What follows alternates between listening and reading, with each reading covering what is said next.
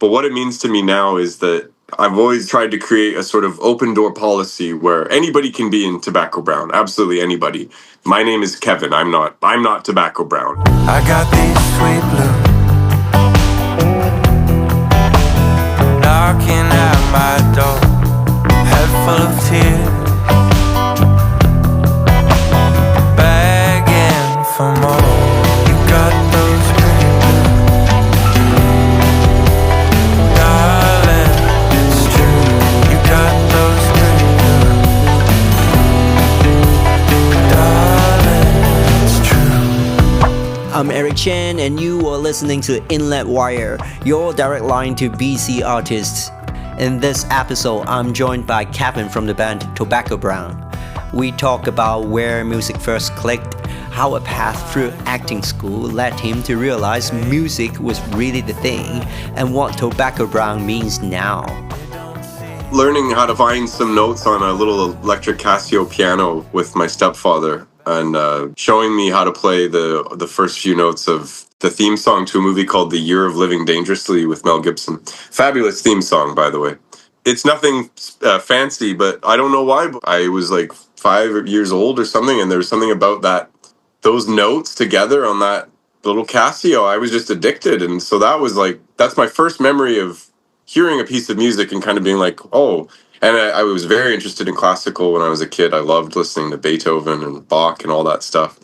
And those were all a big influence on me. That connection to music was already there, but the songwriting side came later, and it started with stories. I always loved writing, and I always loved drawing as a kid, and I always loved comic books, and I loved cartoons, and I loved in the newspaper you get 2 or 3 cells of drawings, right? The comic strips. And I was always fascinated by, sort of the rule of threes and being able to tell a story in a short amount of time. And I was really drawn to songwriting. It was sort of a lifelong build of drawing, and creating stories and making comics and eventually sort of screenplays. Like I always loved writing. And then I started playing guitar, and they sort of just met each other, and I frankly wasn't very good at learning other people's songs. I'm still not very good. I was really bad, actually. So it was easier for me to make my own songs and do it that way than to be. So believe me, it's I love music and I love covering other artists' songs, but I'm so bad at it that it sounds really weird. But it was easier to write my own songs. I know this isn't what you thought we'd be doing. There's trouble outside this box. Let's put a movie on. I won't like it, but I'll watch.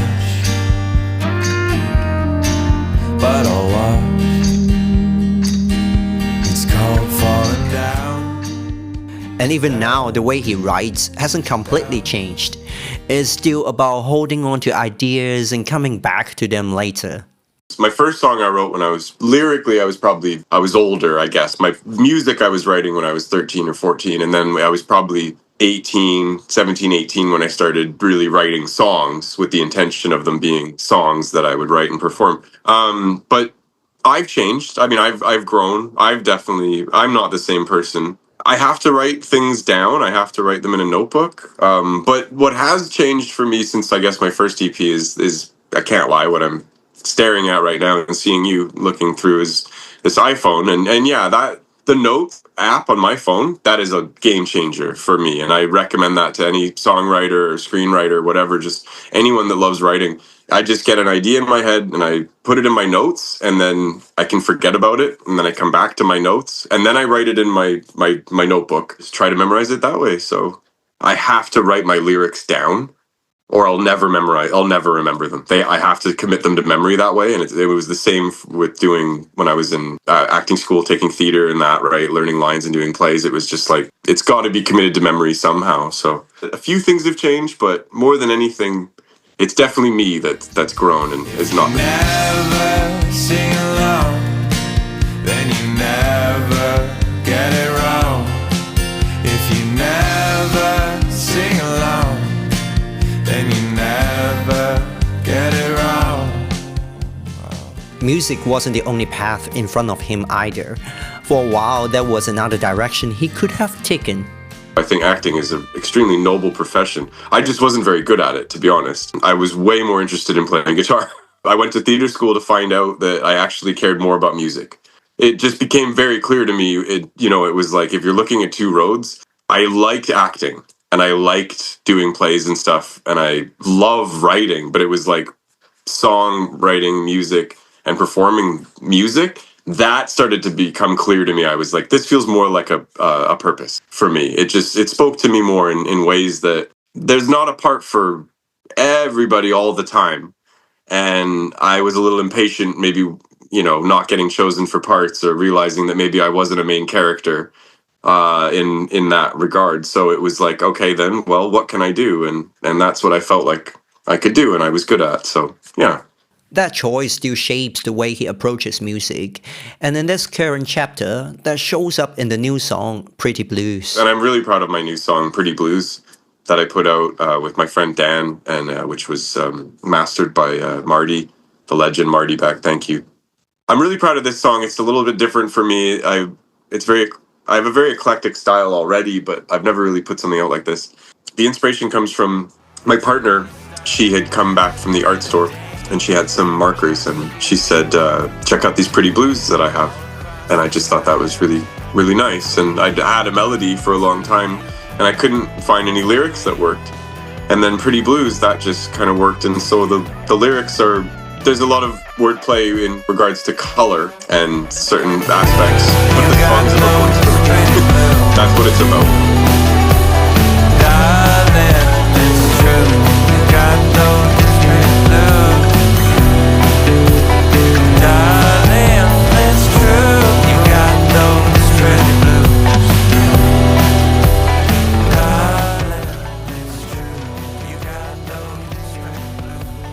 But when it comes to the song that means the most, he doesn't go to the newest release. He goes back to the first one that really felt like his. It's the first song that I wrote, basically, the first proper song I wrote, and it's called Ice Cream Sundae.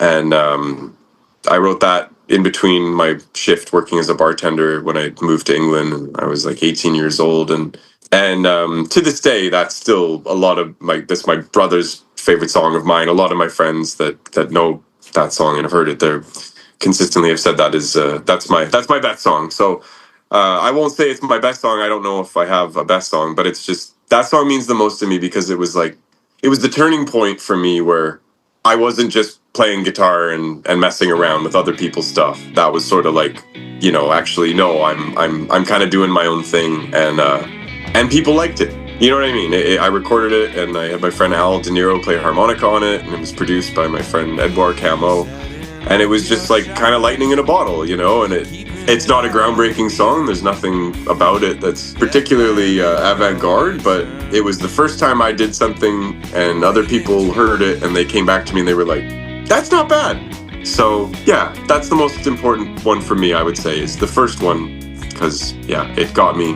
to where I am right now. Kept me going. Coming from a broken scene, looking at you through a cracked screen. I'll meet you on that grassy hill. So before we wrapped up, here's how Kevan sees Tobacco Brown now. The name comes from guitar shopping with a friend one time, and I had asked for the cheapest guitar they had, and my friend's girlfriend worked at this place called Rock Bottom in Croydon, and she said there's this ugly looking tobacco brown guitar in the back. So that's where the name came from.